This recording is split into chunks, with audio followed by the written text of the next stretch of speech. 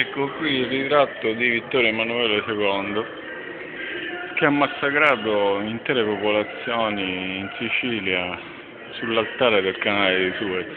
Questo è il portinaio che gli inglesi hanno deciso di mettere sulla via di Suez per controllare la strada che gli imperi centrali dovevano percorrere per andare nelle Indie. Finalmente, dopo secoli, gli imperi europei si erano messi d'accordo per scavare il canale e Vittorio Emanuele fu prescelto per fare da apripista a questa impresa coloniale e imperialista senza precedenti nel pianeta. Finiva la circumnavigazione dell'Africa e con l'apertura del canale di Suez nel 1859 iniziano gli scavi, nel 1869 la prima nave passa nel canale e l'occupazione militare della Sicilia e di tutti i porti della Sicilia che devono portare le navi sul canale di Suez era già compiuta. Con il massacro e il bombardamento di Palermo venne messo nel 1866 venne messo l'imprimatur di questo genocidio da questi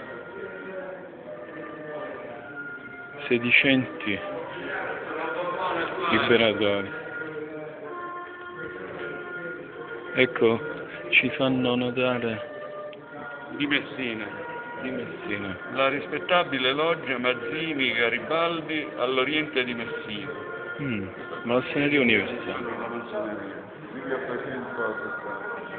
Ecco, la massoneria aveva influito anche su questa, pesantemente su questa occupazione, su questa decisione che aveva finalmente ottenuto lo scopo che si era prefissato, cioè spianare la strada agli imperi centrali per aprire il canale. La massoneria internazionale anche in Sicilia aveva operato per ottenere il risultato, che era quello di organizzare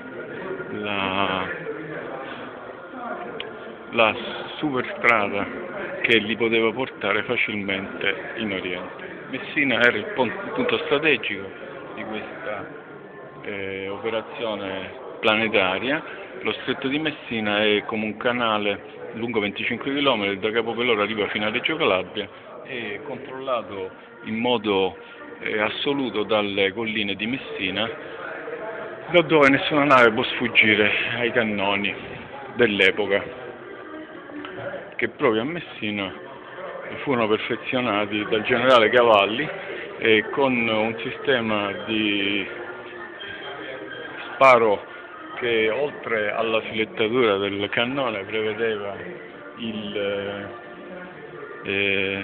la filettatura elicoidale che riusciva a sparare i colpi molto più distanti di quelli degli altri eserciti. Questa esposizione qui al Palacultura di Messina è piena di bandiere borboniche. È inopportuno effettivamente, perché qua tutte queste bandiere borboniche non hanno nessun senso. Comunque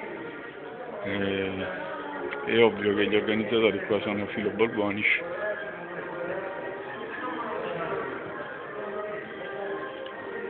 E si chiude con il terremoto di Messina che permise ai piemontesi di annullare una città che era stata capitale dell'isola per secoli e di distruggere la sua forza economica.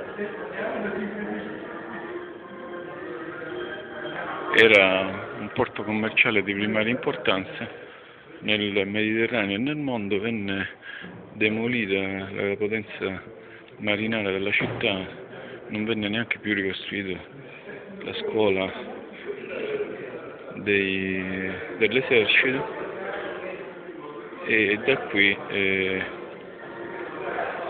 l'esercito italiano piemontese riuscì poi a gestire tutto il traffico che per l'Africa che proiettava